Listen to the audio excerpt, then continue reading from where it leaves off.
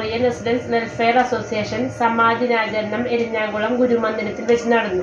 President PS Binoy Kannan പതാക ഉയർത്തി. തുടർന്ന് ഗുരുപൂജയും ഉപവാസവും നടന്നു. വൈകിട്ട് 6:30 ദീപക്കാഴ്ചയെ തുടർന്ന് മാണിയേൽ സദാശിവൻ സമാജ് ദിന സന്ദേശം നടത്തി. പ്രസാദ വിതരണവും ഉണ്ടായി. ഗുരുദേവന്റെ 97ാമത് സമാധി ദിനാചരണം സഹോദരൻ മെമ്മോറിയൽ റെസിഡൻസ് വെൽഫെയർ അസോസിയേഷൻ്റെ ആഭിമുഖ്യത്തിൽ ഇന്ന് കൊണ്ടാടുകയാണ്.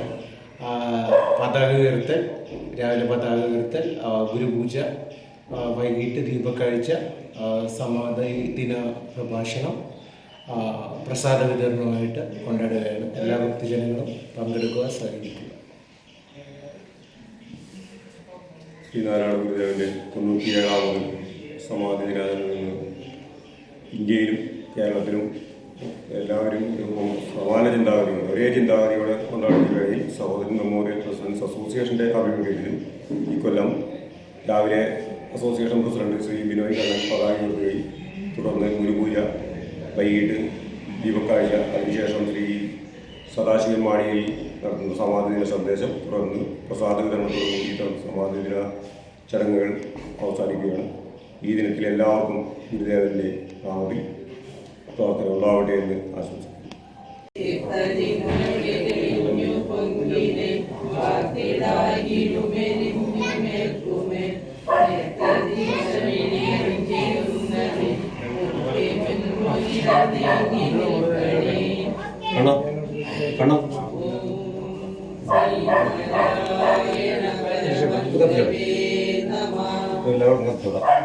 വിളക്ക്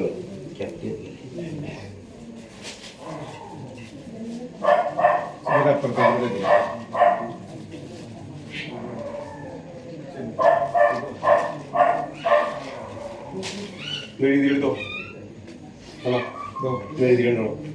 അതിനോടൊക്കെ ഓർമ്മടി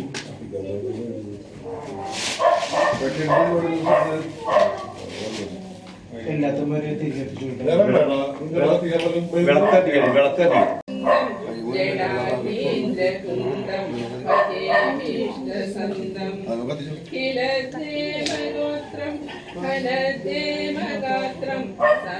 സദാനന്ദമാത്രം മഹാഭക്തമാത്രം ശരചന്ദ്രവക്രം ത്രയീഭൂതപാത്രം സമസാഗ്നിഗാത്രം വനേശക്തിപുത്രം ഭോഗിപൂരം കലാബിന്ദുതാരം ഭജേ ശൈവവീരം കരാരൂഢമോക്ഷം വിഭക്ഭംഗദക്ഷം ചലൽസാരസാക്ഷം പരാശക്തിപക്ഷം ശ്രീതാമർത്യവൃക്ഷം സുരാരിദ്രുദക്ഷം മാനവന്തം ഉദശ്രീകരന്തം യജാസ്യം വിഭാന്തം കരാത്മീയദന്തം ത്രിലോകൈകവൃന്ദം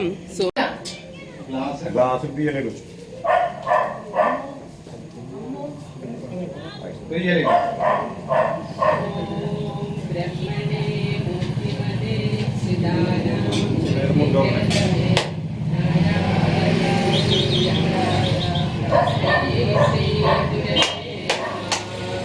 നമോ ഭഗവതേ വിശ്വശുദ്ധമുക്തമഹാത്മനേ നാരായണയതീന്ദ്രായ തസ്മൈ ശ്രീ ഗുരവേ നമഃ.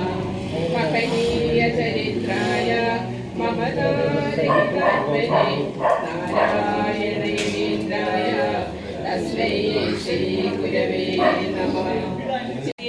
വാദിദേവാജം യമാനാം മൗനഭാജിനേ സർവലോകാനുരൂപാ കൽപതേ സിദ്ധേ പാദാംബുജരദോലവ നാരായണയതീന്ദ്രായ തസ്മൈ ശ്രീ ഗുരവേ നമഃ.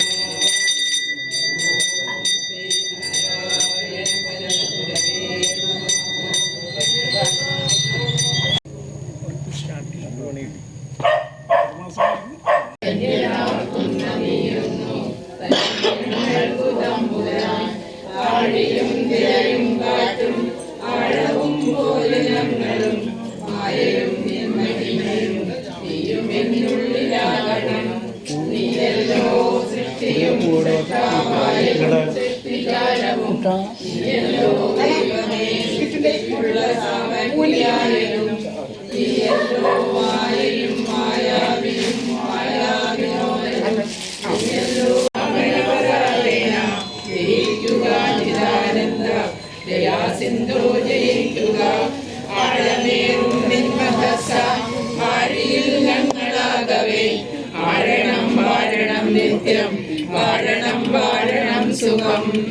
ഓം ശ്രീനാരായണ പരമഗുരവേ നമഃ. ശിവസമാരംഭാ ശങ്കരാചാര്യമധ്യമാം അസ്മദാചാര്യപര്യന്താം വന്ദേ ഗുരുപരമ്പരാം. Cherai Sahodaran memorial residence welfare അസോസിയേഷന്റെ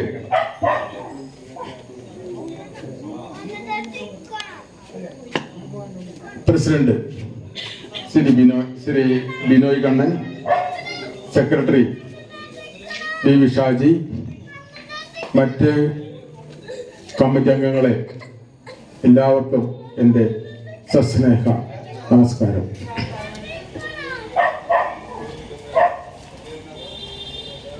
ഇത് സഹോദരൻ അയ്യപ്പൻ ജനിച്ച മണ്ണ്. അമ്പളത്തുപറമ്പിൽ കൊച്ചുവാവയുടെയും കുന്നൂലി അമ്മയുടെയും മകനായിട്ട് 1889 ആഗസ്റ്റ് 22-ാം തീയതി ജനനം.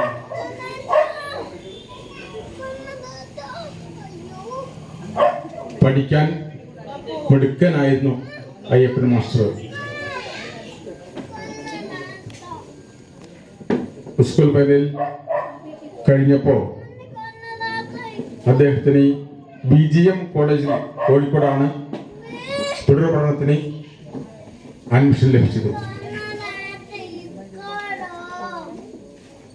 ഗുരുദർശനം ഉൾക്കൊണ്ട്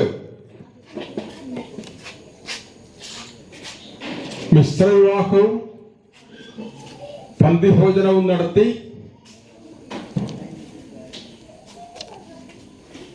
ജാതി നിർമ്മാർജ്ജനത്തിനായി അഹോരാത്രം ജോലി ചെയ്ത വിപ്ലവകാരി.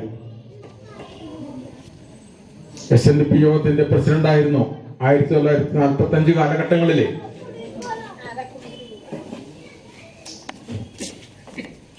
തിരുക്കൊച്ചി മന്ത്രിസഭയിലെ മന്ത്രി. അങ്ങനെ സ്കൂൾ ഫൈനൽ കഴിഞ്ഞ് കോഴിക്കോട് BGM കോളേജിലേക്ക് അഡ്മിഷൻ ലഭിച്ചു. കോഴിക്കോട് കോളേജിൽ പഠിച്ചുകൊണ്ടിരുന്ന കാലത്ത്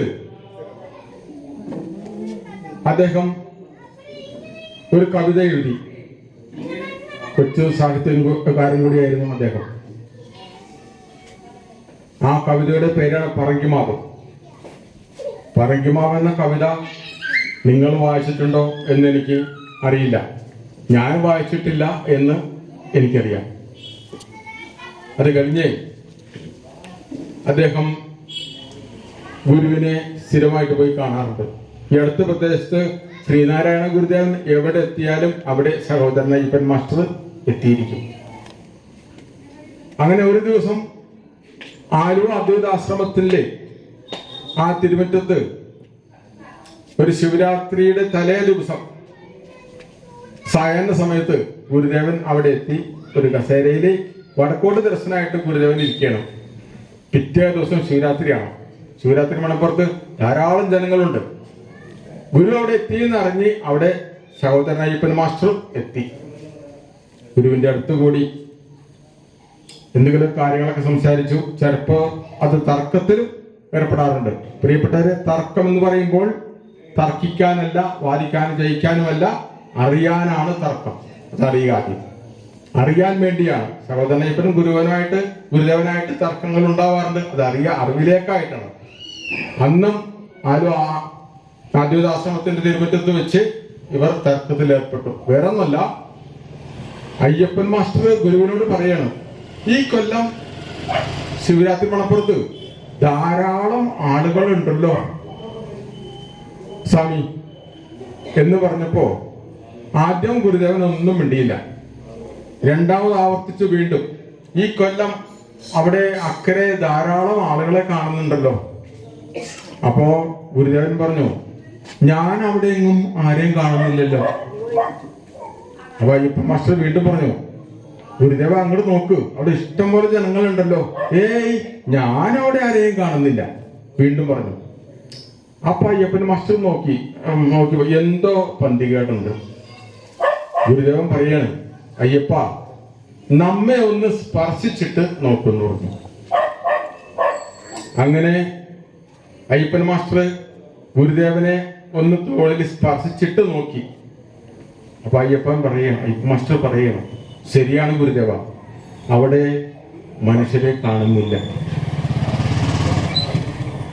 അവിടെ മനുഷ്യരെ കാണുന്നില്ല. കാരണം ശിവരാത്രി മണപ്പുറത്ത് ബലിയൂട്ടാൻ വന്നിരിക്കുന്ന ജനങ്ങള് അതിന്റെ യാഥാർത്ഥ്യമായ വ്രതം നോക്കിയിട്ടോ നോൻപ് നോക്കിട്ടോ ഒന്നും അല്ല വന്നിരിക്കുന്നത്. അതുകൊണ്ടാണ് ഗുരുദേവൻ പറഞ്ഞത് അവിടെ നാം മനുഷ്യരെ കാണുന്നില്ല, കുറെ മൃഗങ്ങൾ മെങ്ങി ഇറക്കുന്നത് മാത്രമാണ് കാണുന്നതെന്ന്. അയ്യപ്പൻ മാസ്റ്റർക്ക് ഒരു മുദ്രാവാക്യം ഉണ്ടായിരുന്നല്ലോ, ജാതി വേണ്ട, മതം വേണ്ട, ദൈവം വേണ്ട, മനുഷ്യന് പിന്നെന്താണ് വേണ്ടത്? വേണം ധർമ്മം, വേണം ധർമ്മം, വേണം ധർമ്മം യഥോചിതം. അപ്പൊ ഗുരുദേവൻ പറയുമായിരുന്നു, അയ്യപ്പനെ ദൈവം ധർമ്മമാണ്, ധർമ്മമാണ് അയ്യപ്പന്റെ ദൈവം എന്ന് ഗുരുദേവൻ പറയുമായിരുന്നു.